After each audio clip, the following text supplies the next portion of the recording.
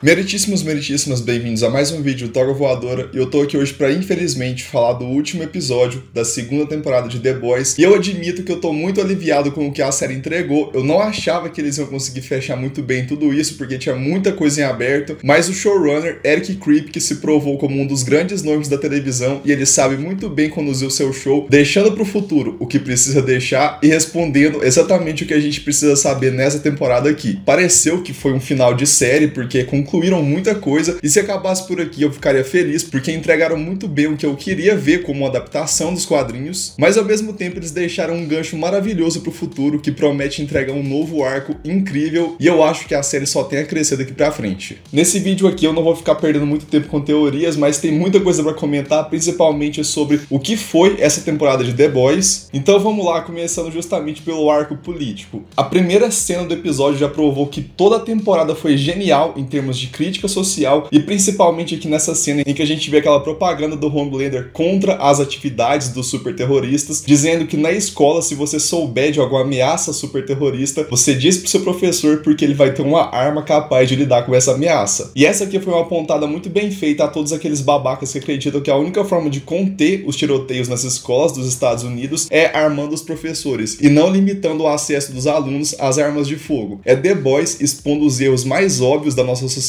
de uma forma fantasiosa, que aí fica impossível você não repensar algumas posições que você tinha anteriormente. E outra crítica brilhante foi aquele discurso que a Stormfront dá pro Ryan lá no meio do episódio, dizendo que a raça dele está sofrendo uma perseguição e que está acontecendo um verdadeiro genocídio branco, sendo uma sátira de todo mundo que acredita em racismo reverso e que diz que os brancos estão sendo perseguidos no mundo de hoje, e é ridículo ao ponto de uma vilã de série ter que expor isso de uma forma óbvia para que as pessoas entendam que isso não existe. E indo agora para a política num âmbito mais institucionalizado, a gente vê aquele personagem, o Bob Singer, o secretário de defesa, que muita gente achou que era uma referência ao Dakota Bob, o presidente dos quadrinhos, mas na verdade é uma referência a Supernatural. Quem viu vai se lembrar que Bob Singer é um dos personagens mais queridos do fandom, que criou o Sam e o Jim como se fosse uma figura paterna, e é vivido pelo mesmo ator, então foi mais uma referência do Eric Kripke ao seu trabalho anterior do que de fato aos quadrinhos. Enfim, o interessante desse personagem é que ele diz pra Mallory e pra Victoria que a partir de agora o governo liberou o uso de composto V para a população no geral, e estão inclusive começando a distribuir doses para aqueles que queiram usar o composto para se defender contra os super terroristas. Mesmo que isso contrarie as recomendações do Departamento de Saúde, o que quer dizer muito sobre os tempos atuais, por mais que a temporada seja feita antes da pandemia, por incrível que pareça, as pessoas ainda hoje fogem das recomendações dos Ministérios de Saúde por aí. E bom, já que eu mencionei a Nilma, agora não tem como a gente não falar da explosão de cabeças. No começo do episódio a gente até pensa que pode ser o próprio Edgar que estava agindo por conta própria, ali separado da Stormfront, querendo na verdade tirar a influência dela da empresa, mas ao longo do episódio a gente vai vendo umas coisas muito bizarras. Começando principalmente por esse fato do Edgar não ser um subordinado da Stormfront, e sim alguém que tem medo que essa nazi possa dominar a empresa e até mesmo dominar o país, o que quase aconteceu, por sorte não deu certo o plano dela, mas o Edgar chegou ao ponto de fazer um acordo com o Butcher em troca do Ryan, porque a gente teve a confirmação de que essa criança é a única arma da Vault e do Edgar contra o Homelander. Então pra mim isso já provou que o Black Noir não vai ser como na versão dos quadrinhos. O Ryan fez esse papel muito bem de ser a única forma de conter o Homelander, e todo o episódio gira em torno dele, porque a gente fica pensando, ele vai pro lado do pai dele ou ele vai seguir as recomendações da Becca, da mãe dele, e vai se tornar uma pessoa boa que pode sim bater de frente com o Homelander, mas não pros interesses da Vault, e sim porque ele vai ter uma autonomia de fato. E indo agora pra própria igreja do coletivo, que a gente viu uma participação dela nesse episódio aqui na figura do Adana, que é o líder, fica muito claro que o Adana, a igreja do coletivo e até mesmo o Fresca, acabou que o Adana, a igreja do coletivo e até mesmo a Fresca eram só cortina de fumaça. Foi uma armadilha plantada pelo roteiro para que a gente que fica teorizando focasse só naquilo e acreditasse que tinha uma coisa muito grande rolando ali e não prestasse atenção no que estava acontecendo por baixo dos panos. E pra mim isso foi genial, foi divertido ser enganado dessa forma, porque não foi uma artimanha fraca do roteiro, e sim uma brincadeira metalinguística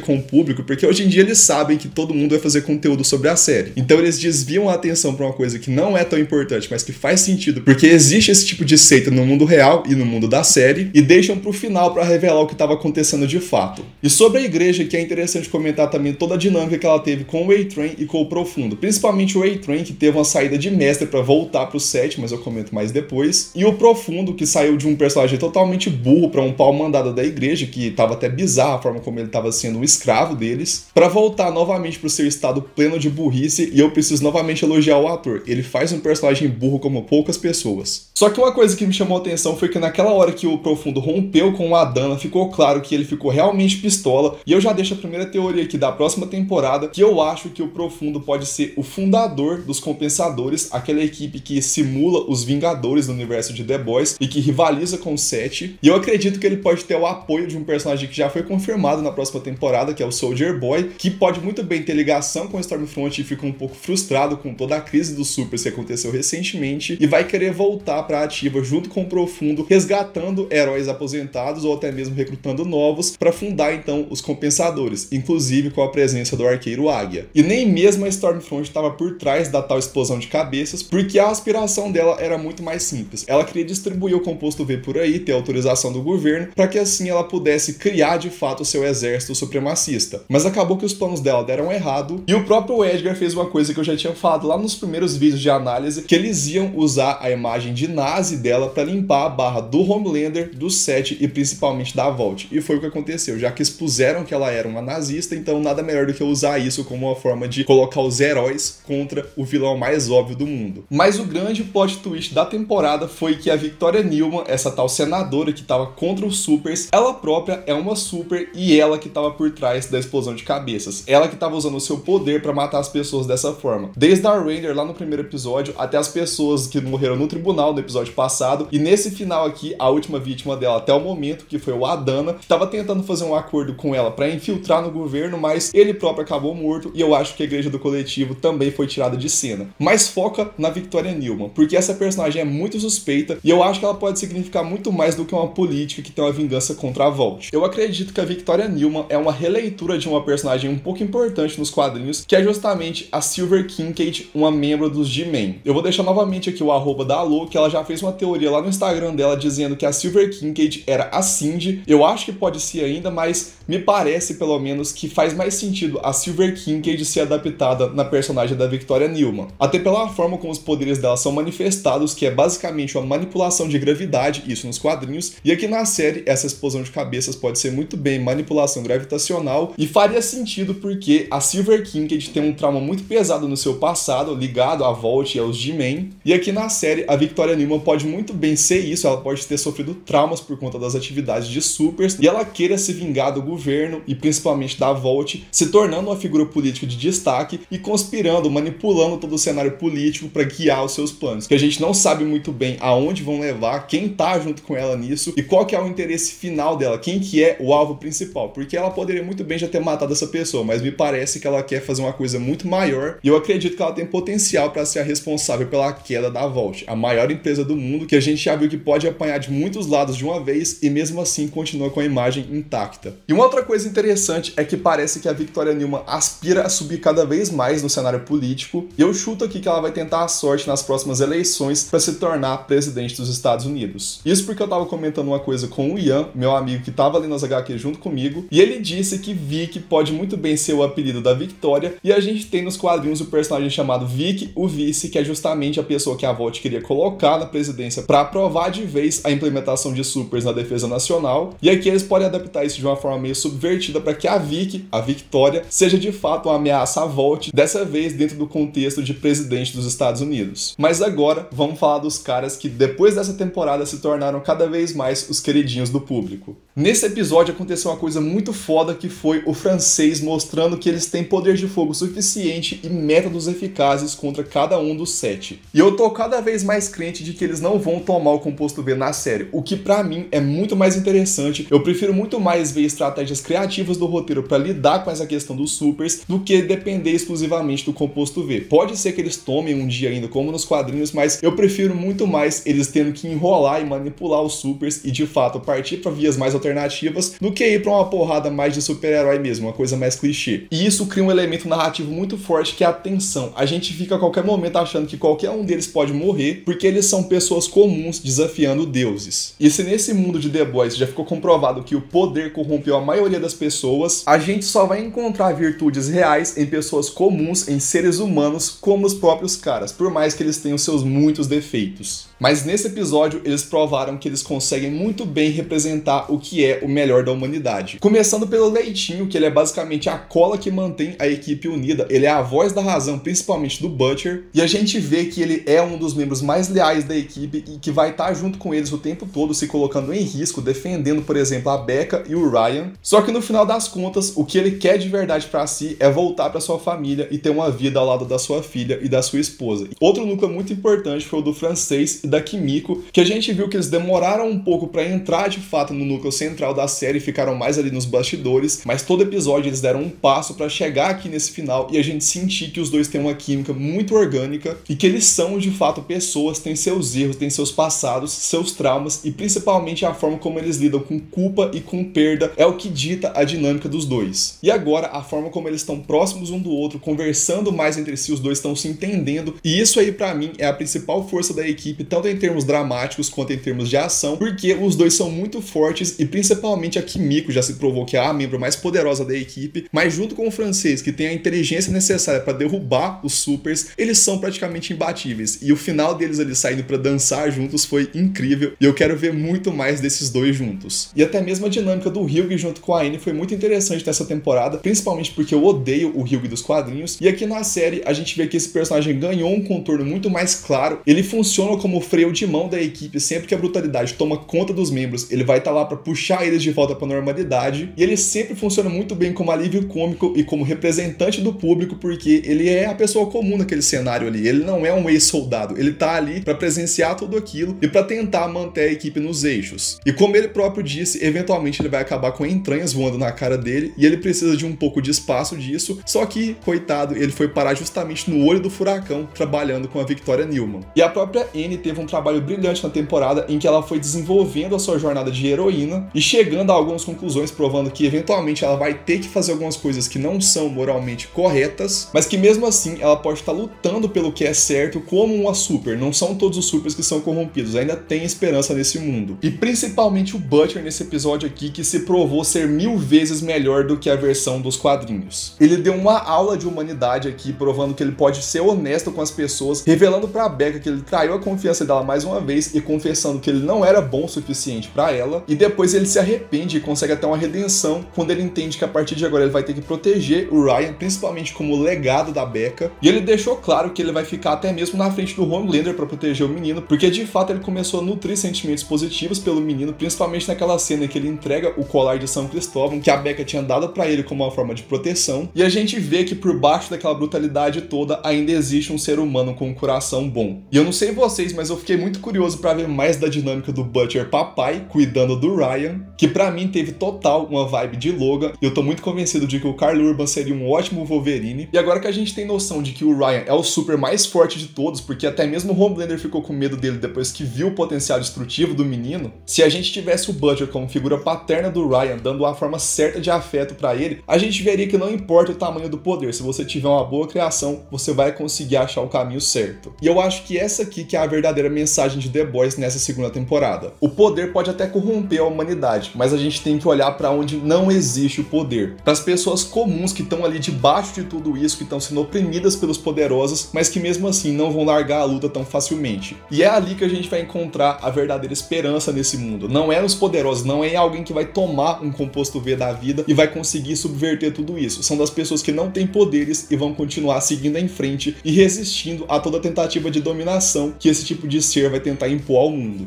E mesmo assim a gente vê que esse tipo de luta vai fazer efeito alguma hora, até mesmo na mente dos supers. Como eu tinha dito, o próprio A-Train provou isso pra gente nesse episódio, que por mais que ele tenha feito isso por uma causa individual, ainda assim ele se colocou na luta pra se opor à dominação nazi da Stormfront, entregando todo o passado dela pros caras no momento em que a luta parecia perdida. E principalmente a Maeve, que tava maravilhosa nesse episódio aqui, em que ela foi confrontada com a sua realidade, que ela não pode mais ficar alheia a tudo isso que tá acontecendo, e ela finalmente se redimiu a lutar junto com os caras e se impor principalmente contra o Homelander. Mas já que eu comentei da luta, vamos falar agora da melhor cena da temporada toda. Toda aquela sequência de ação dos caras contra a Stormfront foi brilhante, foi cheia de tensão, eu achei que qualquer um deles poderia morrer a qualquer momento, e a gente viu que as armas dos caras não fizeram efeito contra ela, e somente a Kimiko e a Starlight não deram conta do serviço. Mas foi aí que a Maeve chegou, e a gente viu o melhor porradeiro da série, e talvez uma das melhores cenas de ação já feitas no gênero de heróis. Aquilo ali foi pura referência aos quadrinhos das três pisoteadas pisoteando a Stormfront, porque se você tá acompanhando os vídeos dos quadrinhos, eu já mostrei como que o Stormfront das HQs morreu, ele foi pisoteado pelos caras numa referência à forma como a Alemanha nazista perdeu a Segunda Guerra. E aqui na série eles adaptaram isso de uma forma totalmente girl power, só que dessa vez foi muito orgânico, ao contrário de Vingadores Ultimato, que tentou forçar numa cena muito nada a ver, e foi muito foda ver ela tomando porrada das três, e de quebra no final a gente ainda teve a Becca cegando a Stormfront mais uma vez, numa referência que veio direto dos quadrinhos, só que lá quem tirou o olho do Nazi foi justamente a Kimiko, mas aqui na série, sendo a Becca, fez total sentido, só que infelizmente a Becca, que era uma ótima personagem, acabou sendo morta quando o Ryan usou seus poderes pela primeira vez. Com uma única rajada do seu laser, ele conseguiu fritar totalmente a Stormfront. E aqui ficou evidente que ele é muito superior ao seu pai, e eu acredito mesmo que o Homelander tem motivos para ter medo do seu filho. Ainda mais por conta de um diálogo que ele soltou lá no começo da temporada, que ele dizia que eles são como os deuses. E se você conhece o básico de mitologia grega, você sabe que as divindades daquela cultura sempre acabam se ferrando por conta dos seus filhos. O Cronos matou o pai e tomou o lugar dele, depois o Zeus foi lá e matou o Cronos e assumiu o Olimpo, então foi uma referência muito boa a esse risco que o filho de um deus representa para o Homelander. E é claro que eu tinha que deixar pro final justamente o cara que é o dono da série. A gente sabe que nessa temporada a gente começou a amar vários personagens, mas The Boys ainda é sinônimo de Homelander. O episódio todo provou que em algum canto da mente distorcida do Homelander ele sentiu um pouco de empatia pelo Ryan, justamente porque eles tiveram uma origem parecida. Eles cresceram escondidos do mundo, sempre sendo vistos como armas em potencial, e isso aí gera um pouco de identificação entre eles, mas logo fica claro que a mente do Homelander é tão corrompida que ele não tem amor nem pelo próprio filho. E uma coisa interessante é que nesse ponto da série o Homelander chegou no fundo do poço completo. Ele perdeu a moral dentro do set, ele perdeu seu filho pro seu arquirrival, o Butcher, e ele descobriu que o CEO da Vault, o Stan Edgar, já fez um acordo com os caras e pode muito bem fazer isso de novo, e agora pra sempre esse cara vai ser um traidor. E inclusive nessa parte que vai mais uma referência direta dos quadrinhos, que é aquela hora em que o Homelander chega na casa e vê aqueles soldados Black Ops da Vault,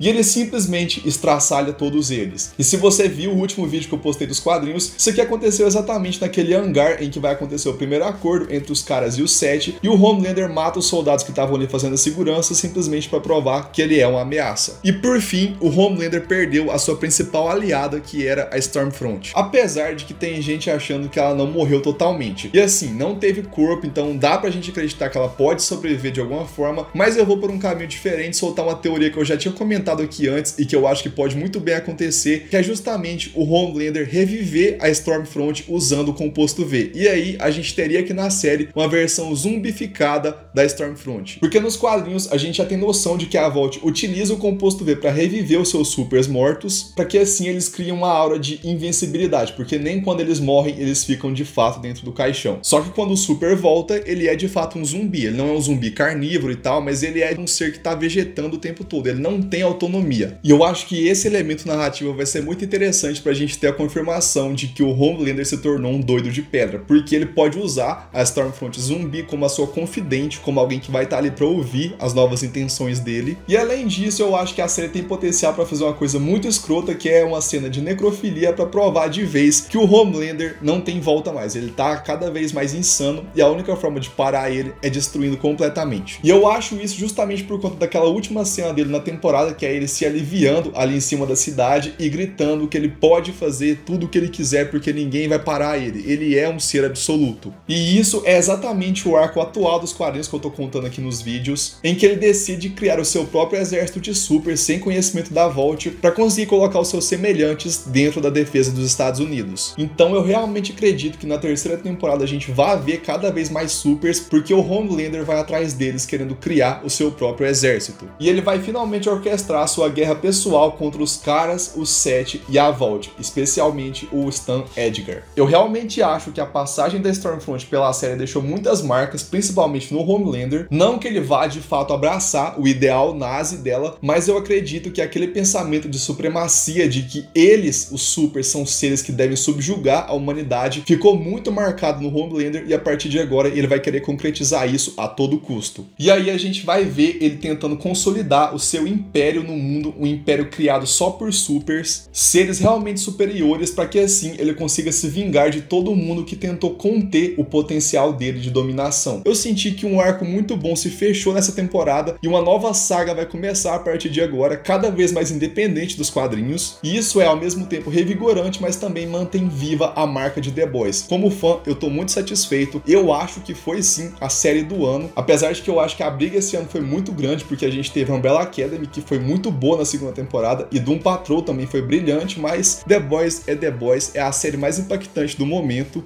e em termos políticos e sociais, é uma série que consegue ter uma relevância muito grande, utilizando muito bem o gênero mais popular do momento, que é o gênero de heróis, para contar uma história cheia de críticas, cheia de acidez, e que faz a gente pensar muito sobre o mundo em que a gente vive. Então o que eu tenho para dizer para vocês nesse ponto é muito obrigado por assistir os vídeos de análise da segunda temporada. Se você gosta de The Boys, dá uma chance para os vídeos de história dos quadrinhos, porque é muito interessante ver a versão original para entender como que a série chegou nesse ponto aqui. E por mais que a série tenha acabado, ainda tem 2 vídeos em que eu vou contar a reta final dos quadrinhos de The Boys. Então muito obrigado por assistir, deixa o like se gostou do vídeo, se inscreva no canal, ative as notificações porque vai continuar tendo conteúdo aqui, principalmente de terror no mês de outubro agora. E vejo vocês no vídeo dos quadrinhos, então até a próxima, tchau!